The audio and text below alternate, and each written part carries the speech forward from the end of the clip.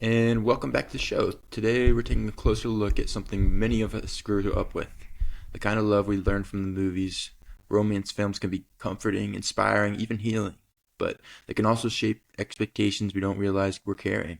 What happens when the stories we watch start to influence what we want, what we tolerate, or how we imagine real relationships should unfold? To unpack all of this, I'm joined today by someone who brings a thoughtful perspective to this conversation.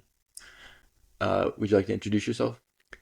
Yeah, hey, thank you for having me, Luke. My name's Scott Van Dyke. Um, And how old are you, Scott? I am 57. And what generation did you grow up in? I think they put me in the Generation X, if I remember right. I'm kind of on that Mhm. edge of that. I was born in 68. Okay, great, great. And what is your current marital status? Currently married. And of how long? I've been married, and I'm going to do some math here for about 8 years. Great, great. So today we're going to be the question that I really want to discuss today in on this podcast is what effects do romance movies have on expectations? And do you have any initial thoughts to this question? I'm going to bring up some examples later on when we're talking, but just off the top of your head on that question, what would you first say? This just, man, bam. That's my initial thought on that question. Yeah, my initial thoughts on the question of maybe impacts of romance movies to people's lives, you know, they can set maybe a goal or expectation for maybe what could be. Sometimes they're unrealistic, um, but it's fun to dream. It's fun to have that image of what can possibly happen in your life in that perfect romance scenario. That's what we all strive for. Do we always get it? No, but it's great to dream and have fun and give little goals to work for. Would you say those goals in a way help you elevate your almost passion in your own relationships? Like they make you higher your standards in a way. Yeah, I definitely agree to that. In the movies, they have unlimited budgets to do these great scenarios. So maybe you see this wonderful trip in the movie that a couple went on. Mm. One of the movies, I think there was who was it? Jennifer Aniston and Adam Sandler. They went to Hawaii, right? So a Just great, go with it. Yeah. just go with it. Yeah, it's a great movie like that. Granted, they weren't necessarily a couple, but seeing, hey, what a great environment, what a great way to treat the ones you love in your life. So versus, hey, I'm just going to go up to a bed and breakfast, a couple miles up the road. Maybe I could do something more grand for the person I love. So Mhm. I think that movies can give you maybe those inspirations to do that. That's great. That's great. So you mentioned a movie, and the movie you mentioned was Just Go With It. But I wanted to talk about possibly a movie that was from your generation, or maybe you watched growing up, and if you took any message from that movie, and kind of goes into our thought of did it have any effect on your expectations? And the first one I'm just going to talk about is a very popular movie that a lot of people like, and that is When Harry Met Sally. When Harry, classic. Yeah. I love When Harry Met Sally. Um, Again, that romance, that kind of tension back and forth through the life of the movie. Even though I guess, if I think of messages of that initial meeting between Harry and Sally, right? They didn't hit it off necessarily. But there's always that hope. There's always that tension. As life goes on, you have different people they met throughout their life. And to see, in the end, if that right person is there, you'll find that right person. It may take some iterations. You may go through some heartbreak, through some up times, some down times, but that right person, I guess, takeaway will eventually appear in your life if you're open to that. That's great. That's great. I couldn't agree more with that. The right person will you'll eventually find them, and that is definitely a strong message that you see in the movie When Harry Met Sally. Another movie that I would love to bring up and hear your thoughts on that kind of flows into your generation of time and maybe when you were growing up and could maybe influence, how you were, maybe dating or just looking for love. And that's the movie Pretty Woman. Pretty Woman. Yes, Julia Roberts. Yes. Yeah, wonderful movie. And uh, again, I think there's a kind of a theme through some of these movies. If you think about Pretty Woman, you had Julia Roberts and Richard Gere, and in the initial setup of the movie, it was a paid relationship. Richard Gere was just paying her to be with him for certain events. but as time went on, they established this bond and this relationship. And back to kind of when Harry met Sally, jumping back, in the end, if you find that right person and you have an open mind and the timing is right, sometimes it's timing. And that's, Harry Met Sally took a while for the timing to work. I think even in Pretty Woman, they show that same type of arc of the story of they maybe didn't hit it off right away, but they realized they were the one for each other and ended up together in the end. So, how important would you say is timing in a relationship? I think timing is, one of the keys, and it's one of those things you can't necessarily control. Um, you know, because a relationship takes two people, and at certain points, one person may be in a relationship and the other one isn't. Timing's not there, and it's somewhat of a little bit of magic and luck, right? Hmm. If you have true, honest people that are going to be true to the ones they're with, and then hopefully the timing works out where they both can, actually establish that relationship finally if the timing's right. Hmm. That's great. Great. So, um, very thoughtful messages there. A lot to take in. Timing, very important. When Harry met Sally, another kind of plays into, maybe an initial first time meeting a person, it might not click and doesn't mean you give up. But if you see a spark or you see something, maybe you keep with it if you really, really believe that they're your person. So I have one last movie from your generation that I'd love to hear you just talk about and give any thoughts you have. And that movie is Say Anything. Oh, Say Anything. Oh, great movie there. I think everybody knows, the famous scene from Say Anything, where John Cusack, towards the end of the movie, he holds a boombox. For you younger generation, boombox is kind of a big radio. You guys don't even know what a radio is, but basically it's a big box, a boombox. He held it over his head outside our window, playing, I think, Your Eyes. I can't remember the artist of that, but as somebody that they had a spark, they had things going. Initially, timing didn't work out, and other things in their life where they weren't together. But he made this grand, overt gesture. And again, maybe that's one of the themes you asked about earlier. How can movies influence others in life? And looking at, sometimes you got to take that big step, that grand overt gesture. And back to the Say Anything, he took the boombox, held it outside her window in her room, and played the song for, it was their song earlier in the Hmm. movie. Yeah. They had broken up. He Hmm. came back and said, "No, I want to make this happen. This is the timing. Let's do this," and play that there. Again, maybe ties to the whole thread across. We were talking about the three movies you had mentioned, Hmm. in terms of, if the person's right and the timing's right, things will work out. Um, I see a common theme here, to be honest. I see a common theme in these three messages that you talked about, and I see a common theme, and that there's a very common theme, and if the person is right, then they're not worth giving up, is what I see. I see that, if you really love this person that you believe that you're going to be with, the timing will eventually happen, and they're not really worth giving up, is what I see. Maybe you can, if I think it's important to realize, if you really love them, you gotta be willing to wait. But, you know, there's also another point of view. I mean, I know not giving up is a thing, but I also think I do believe that, if someone's happy in life, there's not really much more you can ask for. I think you should be able to like even love someone, even if you can't be with them, and loving in a way of making sure they're happy. yeah, I agree. Yeah, and maybe that's the give and take of that arc back to when Harry met Sally. So initially, there was not a spark, but they became friends, and Harry could see that maybe Sally was happy in that relationship, the relationship she was in at the time, and he was happy for her. And people went on with their lives. Again, the timing wasn't right for both of them until eventually that patience and still. Maybe as a friend, I know that's the big question in the movie: can guys and girls ever be friends? And I guess the movie didn't prove that. I guess it proved the opposite. Maybe no, but still, to your point, his happiness for her, seeing her happy and just being a friend for her there in that life, paid off for him in the end. So maybe you don't write someone off if they're still in your life. I And think see that where it might goes. be what actual real love is. Almost, loving someone in a way of letting them be happy. Yeah, I think a great point. Yeah, great point. So I also have another question that I'd love to hear you answer, and that is, have you ever watched a romance movie that made you rethink what a perfect relationship looks like? Hmm.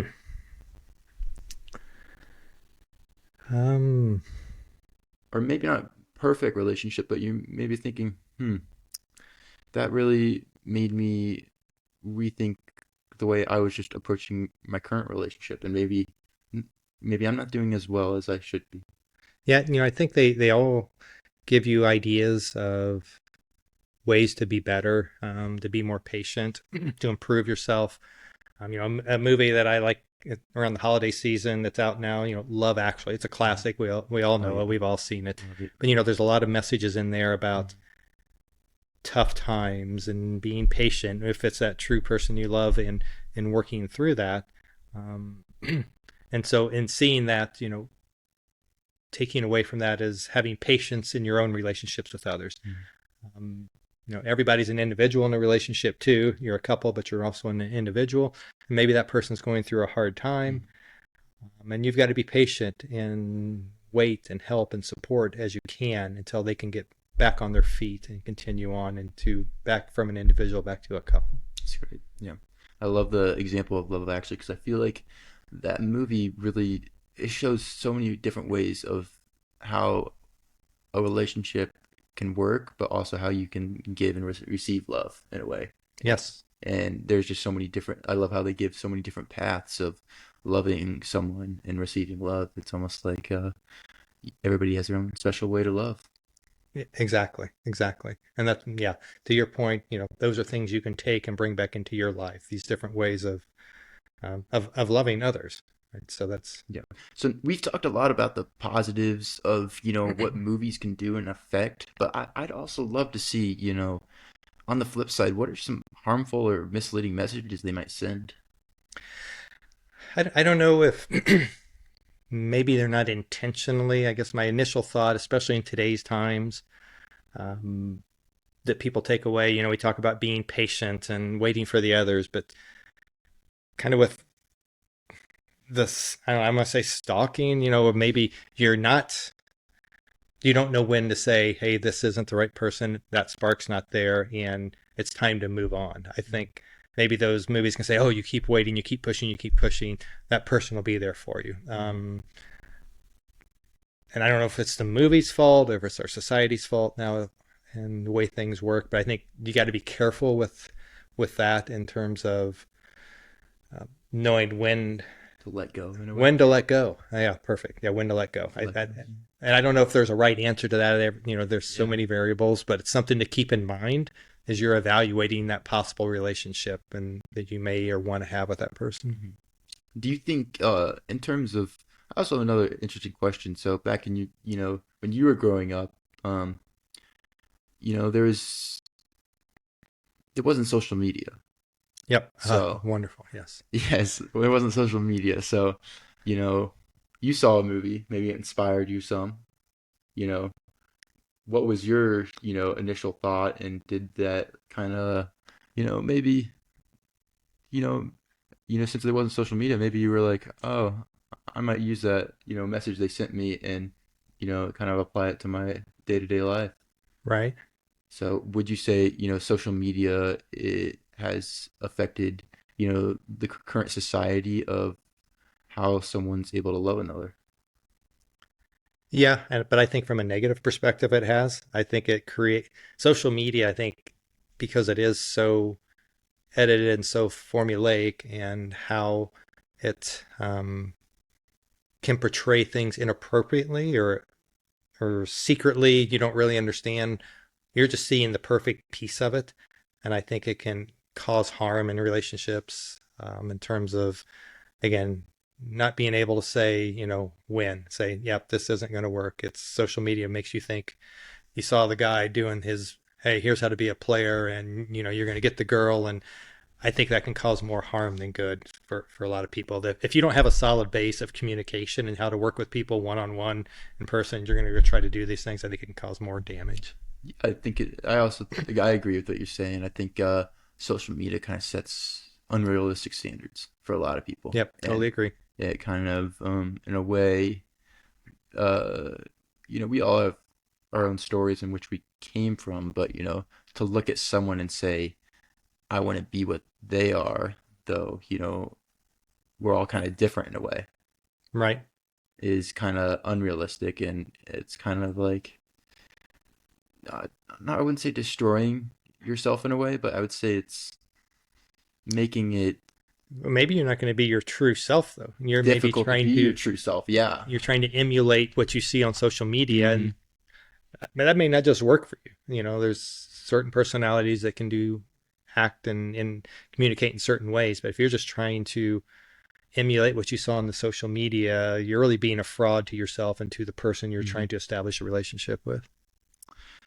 So going back to those three movies we talked about earlier, if you had to rank the effect each of them had, like 1 to 3, When Harry Met Sally, Pretty Woman, Say Anything, on a basis of just 1 to 2 to 3, on which one you felt really left you with the strongest message, and maybe which one you felt, it had its points, but maybe it wasn't like it didn't hit me as hard. Hmm. If you had to rank those. Yeah, I mean, I think When Harry Met Sally is probably my number one, my favorite. It's just the overarching of time of this relationship. It wasn't even romantic; it was a friendship, and it was a Hmm. build of really understanding each other and supporting each other throughout there until they finally came together at the end of the movie. Do you So I, Do you think, sorry for cutting you off there, but I have just a follow-up question. Do you think great relationships start with good friendships? oh yeah, definitely. I think if you can't have a friendship with that person, um, because not everything is going to be romance and butterflies and rainbows all the time. It has to be somebody you enjoy just spending time with in general. Can you just go on a car ride with that person with no goals or objectives and have fun? If you can, I think that's a great start to a relationship. And I think in a way, Harry Met Sally demonstrated that. How did they start off? Hmm. In a car ride from Chicago to, Hmm. or was it Seattle, wherever they went. So Anyway, what would you say your number 2 and number 3 is? let's see, Pretty Woman or Say Anything. But you're in a tough spot. Sorry.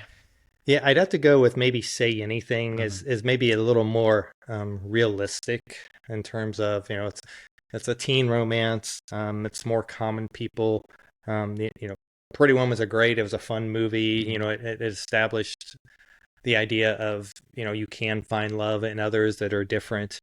But that to me is more of a fun movie. Hmm. So I'd like Say Anything where, the two characters realize, their love for each other, and that overarching, scene at the end where, the overture of the boombox is wonderful. So that'd be my number two, and then Pretty Woman my number three. Pretty Woman would be your number 3. All right. It's just Pretty Woman, just not, maybe it's not, you know, all movies have different effects. Maybe they have positive effects and they hit you in a different way. But out of those three, it was just like the least one you felt affected by, or is it just like, Probably the least I could relate to, right? Mhm. I guess not being a millionaire, billionaire, I wouldn't have maybe the tools to attract a Julia Roberts to even have a chance at that stage. So maybe that's Same. why. Yes. So, No, that's fair. That's fair. Like you said earlier, in a lot of these big budget movies, they're able to produce and set up these unrealistic standards for a lot of, maybe just people in, average, income homes. mhm. And so it's harder to, relate to the richer, more prestige lifestyle in a way. Yeah, yeah, exactly. Yeah. Anyway, so I'm gonna wrap this up, but I want to ask one last big question, and that question is: after this talk, do you have any last regards into the ways that romance movies affect your relationships or your relationship? Yeah, they do. They continue to provide maybe hope, and that positive things can happen in relationships, both short term things are great, medium term and long term, right? A movie we didn't talk about, but is probably one of the all time romantic relationships movie is The Notebook. Oh, of If you course. think of the arch of those characters Mhm. from you know early till death. I mean, but to see things like that, to think, man, it'd be great to have that. Maybe I can have that. And so it gives you that hope and that positivity looking to the future.